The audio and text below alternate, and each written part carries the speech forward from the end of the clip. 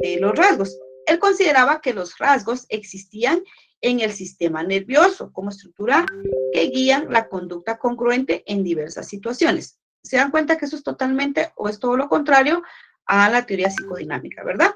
Este personaje pues partió de la premisa de que todos tenemos rasgos como dependencia, como ansiedad, agresividad y sociabilidad, pero siempre predomina un rasgo sobre otro. Esto es algo muy importante también, lo que dice Al. Nosotros tenemos rasgos que están bien marcados. Algunos rasgos podrían ser de dependencia, otros rasgos podrían ser de ansiedad, las personas se mantienen siempre con ansiedad, o aquellas personas que se mantienen con agresividad o son muy sociables. Pero siempre va a predominar, todos tenemos estos rasgos, pero siempre va a predominar uno de ellos. Alport considera que la personalidad es una organización dinámica de los sistemas psicofisiológicos que determinan el modo de pensar y actuar característico del sujeto. Entonces, como lo vemos acá, recuérdense que él decía, ¿verdad?, que en el sistema nervioso, los rasgos existían en el sistema nervioso.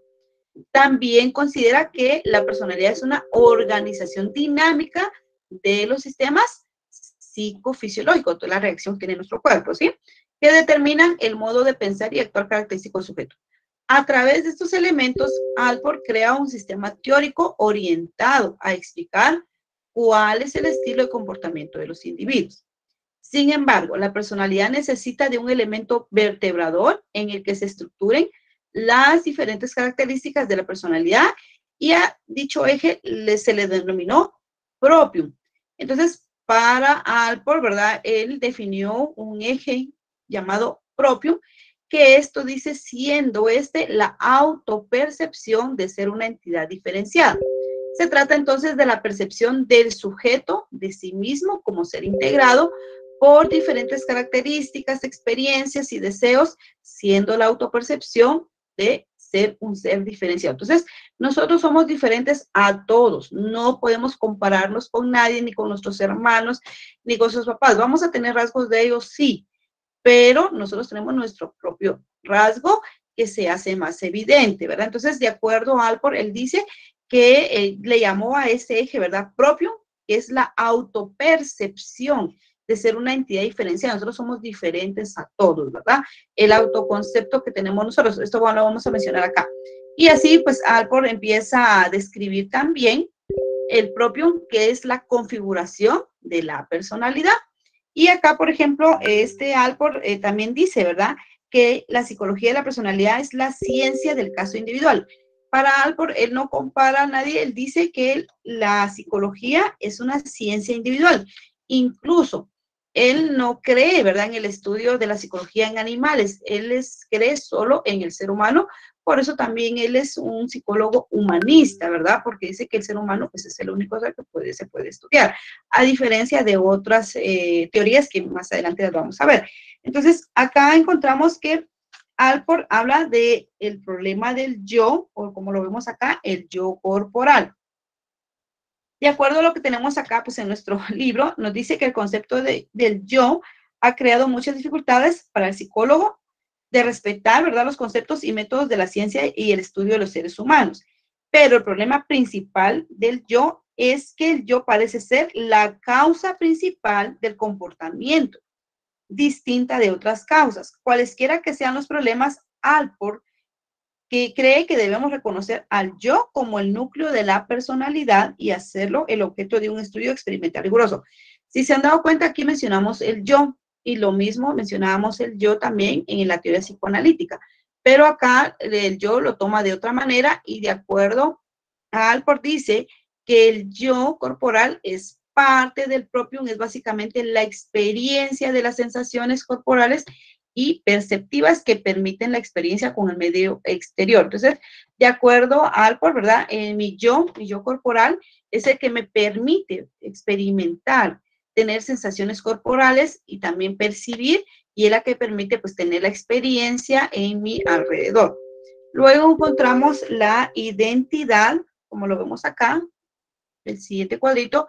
Se trata de la idea de que somos algo de manera continua que va viviendo diferentes experiencias a lo largo de la vida. Y luego también tenemos el autoestima, ¿verdad? Que dice que la percepción de que no somos entes pasivos, sino que modificamos nuestra experiencia y nuestra vida con nuestra actuación. Es una parte muy importante a la hora de integrar la personalidad. Algo muy importante acá, por ejemplo, nosotros todos tenemos una identidad propia, ¿verdad? Todos tenemos una autoestima. Recordemos que ¿qué es el autoestima? Estimarnos a sí mismo. La percepción que tengo de sí mismo, ¿verdad? Lo que yo valoro y lo que yo pues acepto de mí. Esa es la autoestima también. Luego tenemos acá la autoimagen y dice, ¿verdad? O se trata de un elemento comparativo que tiene en cuenta, por un lado, la propia actuación y por el otro, la reacción del medio ante. Entonces, ¿cómo reacciono? ¿Qué imagen tengo de mí mismo, verdad? La extensión del yo. Esta parte de ser se refiere a la percepción que la persona tiene intereses concretos, siendo estos elementos importantes para nosotros. Encontramos la racionalidad y esto es una autopercepción de la capacidad de encontrar soluciones adaptativas a los diferentes problemas y demandas que el ambiente le pueda proporcionar. Cuando hablamos entonces de la racionalidad, la autopercepción de la capacidad de encontrar soluciones adaptativas a los diferentes problemas. ¿Cómo, cuando usted tiene un problema, cuando usted se enfrenta a un problema, qué es lo que usted hace? ¿Cómo lo soluciona? ¿De qué manera lo enfrenta? A eso se refiere, ¿verdad? Esta teoría también de cómo nosotros podemos usar el raciocinio para poder darle solución a un determinado problema, ¿verdad? Y así podemos ir mencionando la intencionalidad. Y este elemento más complejo del propio, la creación de un self intencional, supone la autoconciencia de ser un ser con sus propios objetivos y metas, capacidad de motivarse y luchar por conseguir. Como hablamos de intencionalidad, yo podría poner este ejemplo. ¿Por qué usted está estudiando? ¿Por qué no prefirió quedarse hoy en día sábado durmiendo, descansando, levantándose hasta mediodía? Pero no, ¿verdad? Usted decidió estar el día de hoy acá porque tiene una intención. Por eso supone la autoconciencia. Usted se conciencia de que, bueno, necesita mejorar en ciertos aspectos, necesita superarse, necesita, y todo lo que conlleva, ¿verdad? Se motiva a sí mismo para conseguir lo que quiere. No, en el trabajo que tengo, pues no es suficiente, no gano lo que corresponde o quiero ganar un poco más, entonces me voy a profesionalizar y voy a tener mi propio negocio, qué sé yo, ¿verdad? Pero usted se motiva a sí mismo, ¿verdad? La capacidad que tenemos de motivarnos y de luchar por nuestras metas a conseguir. Eso es la intencionalidad. A eso se refiere. Si leemos o pasamos a nuestro librito, ¿verdad? Entonces también hablábamos del yo, el problema del yo, y lo que les indicaba, ¿verdad? Que el yo parece ser la causa principal del comportamiento de otras causas, y era lo que Alport lo veía. También habla del yo corporal, era lo que ya vimos acá, y nos dice que el yo corporal, las sensaciones orgánicas recurrentes, y aquí se va hasta la infancia, donde nosotros pues percibimos como pertenecientes a sí mismo cuando la memoria se ha desarrollado hasta cierto nivel, así como los encuentros frustrantes con objetos que conducen a la larga a la formación de un sentido de mí mismo como distinto de los demás. Esto es el yo corporal. Entonces, el yo corporal es el que me hace a mí diferente hacia los demás, pero ¿en qué momento soy consciente de mi yo corporal? Esto se va formando desde la niñez, ¿verdad? Pero cuando tenemos ya uso de conciencia, nos damos cuenta de el sí mismo o de mí mismo, como dice acá.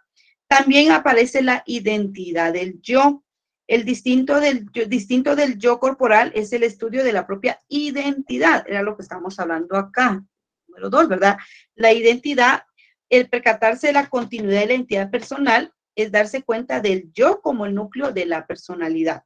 En otras palabras, esta identidad abarca el sentido del yo, que ordinariamente se describe como el yo o el ego. Eso creo que lo hemos hablado y lo hemos mencionado, ¿verdad? El ego, el yo.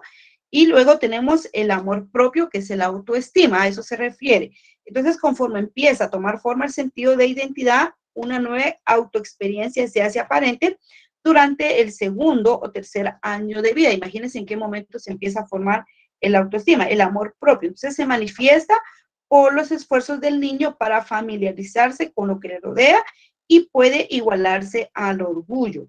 Cuando un niño lucha valientemente para hacer algo de una mesa o fracasa repetidamente, quizá manifieste desilusión llorando, pero el éxito cuando lo logra es un suceso de gran importancia y el niño suele gritar de gusto. Entonces, para los que tenemos niños en casa, ¿verdad? Tenemos niños cercanos, nos damos cuenta que cuando el niño quiere alcanzar algo y no se lo damos, ¿qué hace? Él llora porque se frustra. Pero ¿qué pasa cuando el niño quiere hacer algo, a veces una travesurita, ¿verdad? Y lo agarra, alcanza el objeto que quiere, hasta vemos su sonrisa de satisfacción. Hasta en ese momento se empieza a formar, imagínense, el amor propio, que es el autoestima. Ahora usted revise cómo está su autoestima, ¿verdad? Entonces, tal vez acá no interesa tanto ver el pasado como lo veíamos, pero se enfoca tal vez más que todo en nuestra realidad y cómo nosotros vamos a ir mejorando todo esto. Y luego encontramos también la autoimagen, que lo que tenemos en este punto, ¿verdad?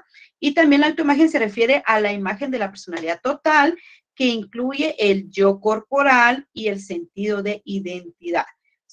Puede tomarse como nuestra propia concepción del yo, y a este respecto difiere la propia identidad, que se refiere exclusivamente al yo o al ego. Sin embargo, como la propia identidad, la autoimagen es la gran parte del producto de los papeles que se le ha asignado al niño. Entonces, si se dan cuenta, mencionamos mucho niño porque nosotros formamos nuestra personalidad desde la niñez, vamos formando, ¿verdad? Y ya la establecemos a nuestra edad.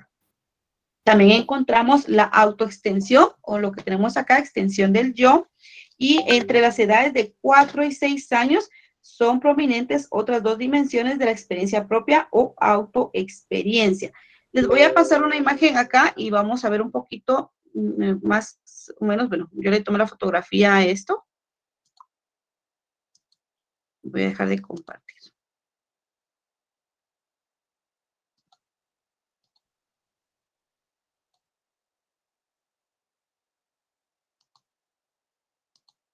Si tienen alguna duda o algún comentario, ustedes me interrumpen porque estoy acá entretenida, entonces no veo sus comentarios o si levantan la manita.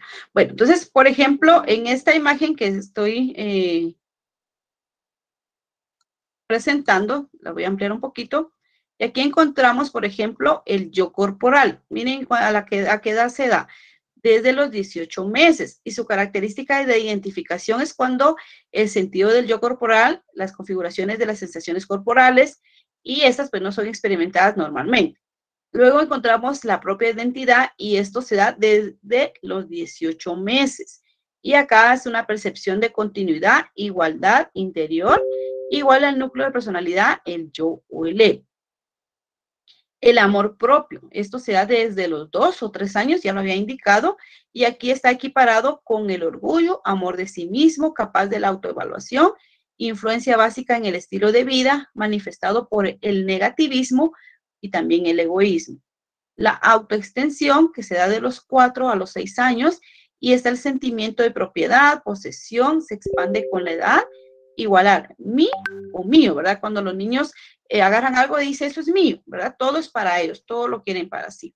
La autoimagen de 6 a 12 años, y esta es pues una forma temprana, concepción de la persona total, concepción de nuestro yo, forma madura, y también los yo potenciales, ¿verdad? Lo que uno desea ser, lo que uno debiera ser. Luego encontramos enfrentar racionalmente, y esto se da de 6 a 12 años, y es el sentimiento del yo como el que se ejecuta y que resuelve problemas. También el sometimiento a reglas o reglamentos externos. Y luego lucha propia, que se da desde los 12 años, y acá hay una proyección de metas estables y objetivos a largo plazo, comienzo de la conciencia del debiera, ¿verdad? Formulación de valores personales. Entonces, así es como lo determina Alport, ¿verdad? Con respecto al desarrollo del yo. No sé si estamos bien acá o tienen alguna duda. No, listo, gracias. Ok, entonces continuamos con nuestra presentación.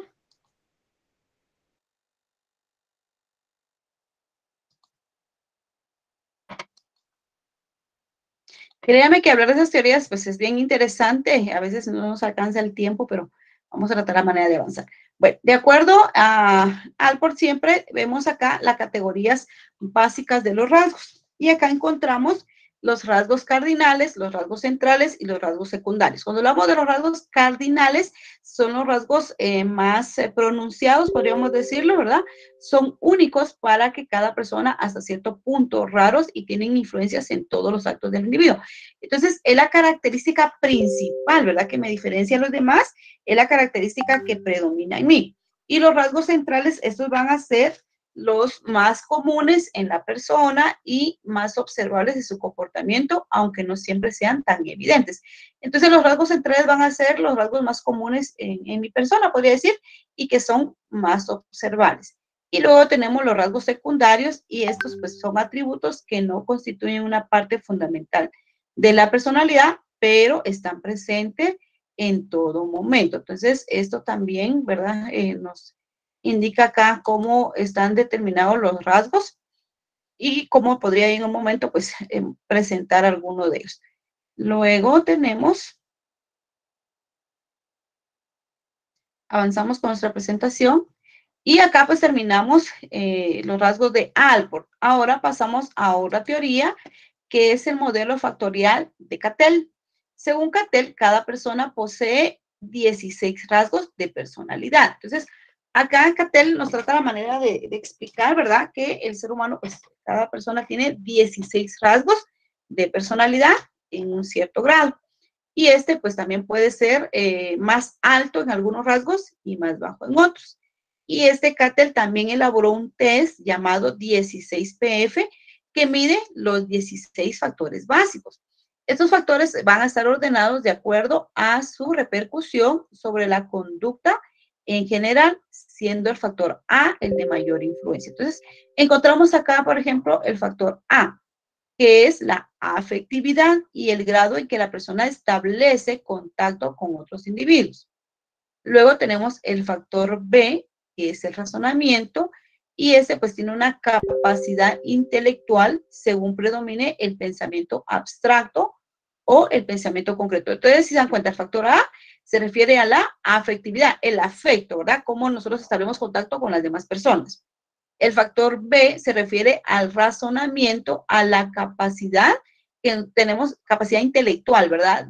Usamos el pensamiento abstracto o el pensamiento concreto. El factor C es la estabilidad emocional y la manera en que se adapta al ambiente que nos rodea. Entonces, nosotros manejamos una estabilidad y esa es una estabilidad emocional. Entonces, ¿cómo nosotros nos adaptamos al medio en que nos enfrentamos? Luego tenemos el factor D, que es la dominancia, y este es el grado de dominancia o sumisión que presentamos ante las relaciones sociales. Entonces, por ejemplo, ¿verdad? Si soy líder, generalmente utilizo el factor de dominancia porque me gusta dominar a los grupos, ¿verdad? O soy de aquellas personas que soy tan sumisa que prefiero mejor alejarme o mantenerme al margen en las relaciones sociales. Está el factor F, la impulsividad, y es decir, el nivel de entusiasmo en contextos sociales. Cuando hablamos de impulsividad, no estamos hablando, a veces tendemos a confundir agresividad e impulsividad, ¿no? ¿Verdad? La impulsividad es el entusiasmo que yo voy a hacer, el ímpetu que tengo para realizar algo, ¿verdad? Entonces, el nivel de entusiasmo en contextos sociales. El factor G es la conformidad grupal, la aceptación de los valores morales. Acá tengo, bueno, voy a leer todos los demás y luego les voy a presentar. Tengo acá un enlace donde les voy a dar un ejemplo de una prueba y si ustedes pues quieren ingresar a la página, la van a encontrar. Entonces tenemos acá el factor H, el atrevimiento, la reactividad del sistema nervioso, según la dominancia, puede ser sistema nervioso simpático. Recordemos que todo también se basa, hablamos anteriormente, de que en la teoría de los rasgos a veces hablan del sistema nervioso, ¿verdad? Acá encontramos que, de acuerdo a Cattell, él decía que encontramos una dominancia en nuestro sistema nervioso simpático. Cuando dominamos en este, encontramos que existe la seguridad y la sensibilidad.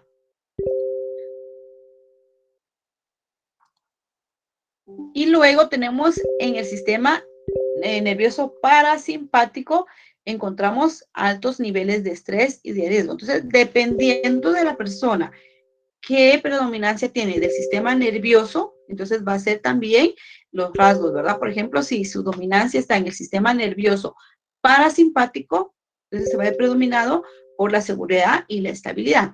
Pero si es dominado por el sistema nervioso parasimpático, entonces va a tener un alto nivel de estrés y de riesgo. Luego encontramos el factor I, que es la sensibilidad, y aquí hay un predominio de los sentimientos frente al pensamiento racional. Entonces, acá no va a pensar tanto en lo racional, no va a pensar tanto, sino se va a dejar llevar más por los sentimientos. Luego encontramos el factor L y encontramos la suspicacia. Es el nivel de confianza o desconfianza que un individuo tiene hacia los demás. Bueno, no todas las personas nos hemos dado cuenta o conocemos que no todas las personas se dan a los demás, ¿verdad? Porque siempre está esa desconfianza hacia los demás. Entonces, este es el nivel de suspicacia. Luego encontramos el factor N, que es la astucia. Y acá pues se analiza la realidad de forma exhaustiva y describe en qué grado las personas se ocultan. También, ¿verdad? El nivel de astucia. ¿Cómo me voy a enfrentar o cómo me voy a mostrar hacia los demás? Hay personas que no se muestran o no se dan a conocer como son, ¿verdad? Entonces hay personas que expresan todo, ¿no? Y nosotros los conocemos muy bien, pero hay personas como que vemos que ocultan algo, ¿sí? El factor O, que es la culpabilidad y es la capacidad de una persona de responsabilizarse de sus actos. El factor 1, que es la rebeldía, y acá la predisposición hacia el cambio y la apertura mental. Y el factor Q2, que es la autosuficiencia, el grado de dependencia o independencia personal. Entonces, imagínense en el factor Q1 existe la rebeldía. Acá una predisposición que nosotros tenemos al cambio, ¿verdad? Las cosas se están dando de esta manera, no me gusta, yo cambio, ¿verdad? La predisposición.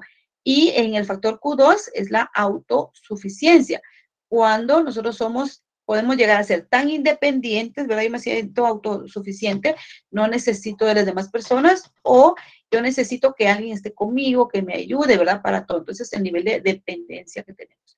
El factor Q3, que es el autocontrol, y acá es el autocontrol emocional y comportamental.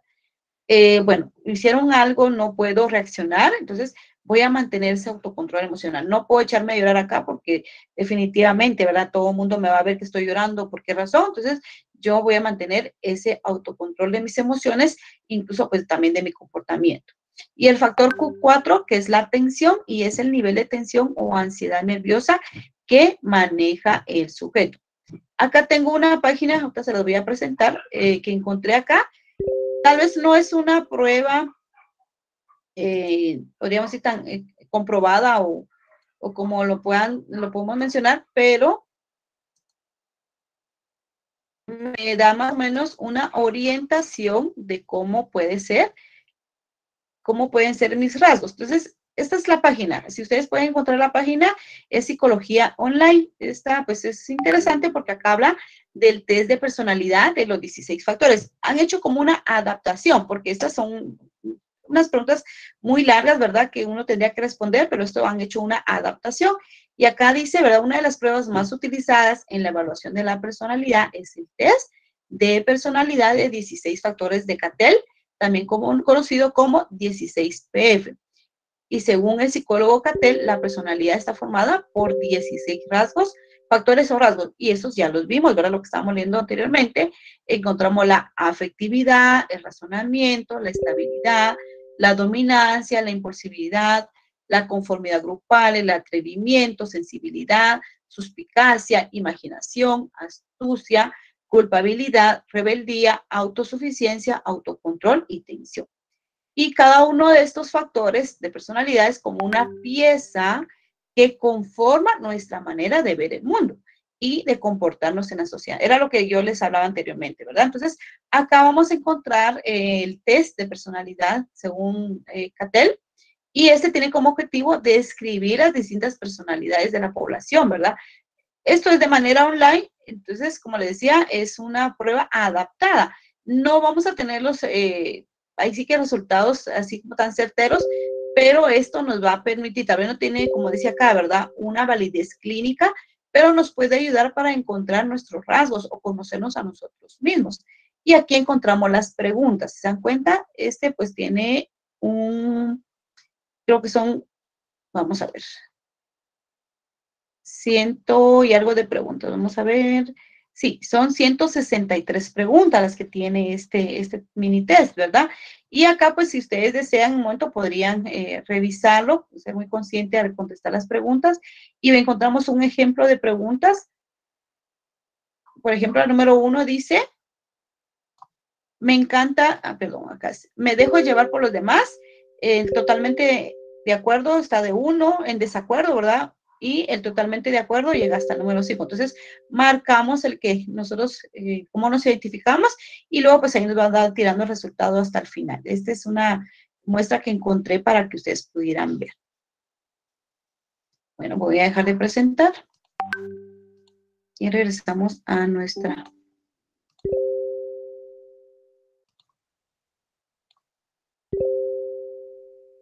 ¿Estamos bien hasta acá, compañeros? No hay ningún problema.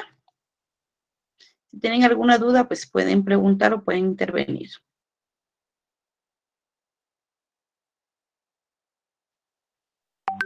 Bueno, ahora pasamos a el modelo de los 5 grandes rasgos de la personalidad.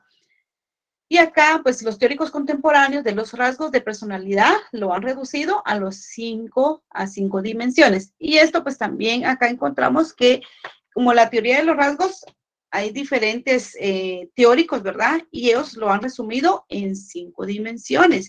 Encontramos extroversión, afabilidad, dependencia, estado emocional y cultura o inteligencia.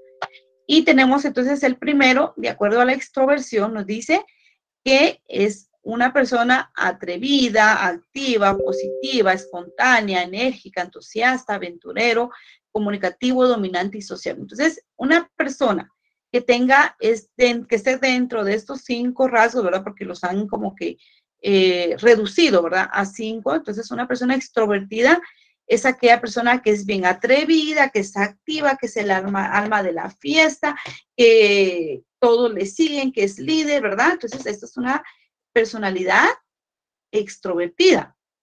Luego encontramos la afabilidad y entonces aquí encontramos todo lo contrario, ¿verdad? Es aquella persona que es amable, que es cooperativa, que es flexible, que es justa, que es muy confiada, que es bien servicial, que cae bien con todo, ¿verdad? Es agradable, es afectuoso, es tierno, es compasivo, ¿verdad? Entonces, estas serían las características que más predominarían de acuerdo a este rasgo de personalidad.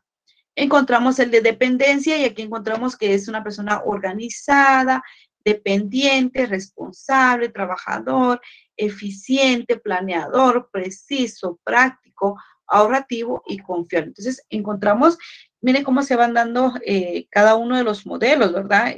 Los rasgos de extroversión, afabilidad o dependencia. Una persona con este modelo o con este rasgo, pues va a ser también organizado, incluso tiende a ser dependiente, ¿verdad? Depender de los demás, es responsable, eso sí, ¿verdad? Trabajador, eficiente, pero también todo lo hace bien planeadito, ¿verdad? No es que hagamos cosas y ya, ¿verdad? No, todo le gusta planear, es muy preciso, es práctico, incluso es ahorrativo y confiable. Luego encontramos la estabilidad emocional. Acá pues también vemos que son relajados, es objetivo, es tranquilo, es estable, seguro, poco exigente y constante cuando existe o está dentro del rasgo de estabilidad emocional. Y luego la cultura o inteligencia. Y aquí encontramos que es perceptivo, es imaginativo, analítico, reflexivo, artístico, ingenioso, creativo, intelectual, profundo y culto. Entonces, acá pues se dan cuenta cómo son o cómo se van dando los rasgos de personalidad y esto pues como les indicaba se ha deducido, dice, a las 5 dimensiones.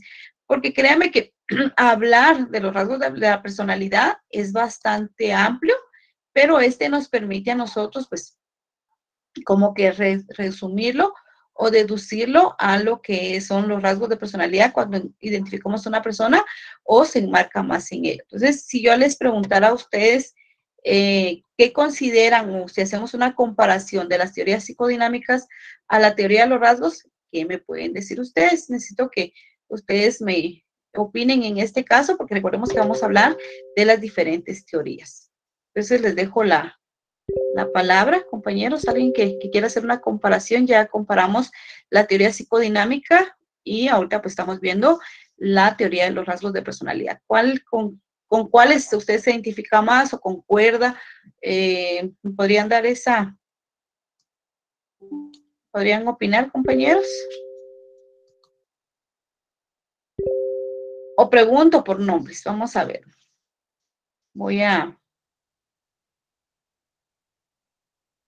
Porque ustedes están muy callados. Y me gusta que interactuemos, porque si no sé, se me está durmiendo, qué sé yo, si ustedes están dormidos ahí detrás de la pantalla. A ver, ¿puedo preguntarles o lo dejamos a que ustedes me puedan responder? Tenemos unos minutitos para poder platicar. Ya, buenos días. Buen día, Gloria. Disculpe, ando un poquito malita. Me gustan bastante los rasgos de la personalidad, más que los anteriores. Ok. Me parece como que más sencillo y bastante descriptivo. Por ejemplo, usted leía el primero, que es extroversión, y yo dije, esa soy yo. Luego leía el dependiente y lo relacioné con una persona que conozco. Yo dije, es fulanito de tal. O sea, yo lo iba relacionando con cada persona, ¿verdad? Entonces me gusta bastante. Solo son 5 grandes rasgos y creo que son más fáciles de comprender. Muchas gracias, gracias, Bueno, Gloria, muy amable. Sí, se dan cuenta de que, bueno, creo que cada uno pues se va identificando y esto también es muy importante, no solo en la psicología clínica, sino que también en la psicología industrial, como lo podemos llamar, o enfocada a los recursos humanos, porque si hablamos de un reclutador, ¿verdad? Cuando hace ese tipo de evaluación, a veces nos evalúan con los rasgos de personalidad. Francia, tiene la palabra. Buenos días, licenciada. Sí, yo estaba viendo algunos de los rasgos de la personalidad mientras usted los iba mencionando. Yo creo que cada uno tenemos ciertos rasgos de cada uno de estos 5 modelos. Ajá, así es. Sí, hay con uno que nos identificamos más, pero siempre tenemos un poquito de cada uno. Exacto, así es. Si se dieron cuenta, en la prueba que yo si ustedes pues en un momento pudieran entrar, sería bonito, porque ahí pues van a encontrar cuál es el rasgo que predomina en ustedes, como ustedes lo indicaban, ¿verdad? Esos son los modelos que los resumieron de esta manera, los 5 modelos o los grandes rasgos de personalidad, y acá pues cada uno se identifica en ellos. No sé si hay alguien más que quiera aportar. ¿Dónde están los hombres? Las mujeres le están ganando. A ver, quiero escuchar a algún hombre por acá que nos dé su punto de vista. Hombre, no se queden en cero. O las chicas somos las que hablamos más. A ver, compañeros. ¿Cómo me gustaría tenerlos ahí en la clase? Fíjese, para poder preguntarles ahí a cada uno, a ver si prestaron atención. Vamos a ver, solo tengo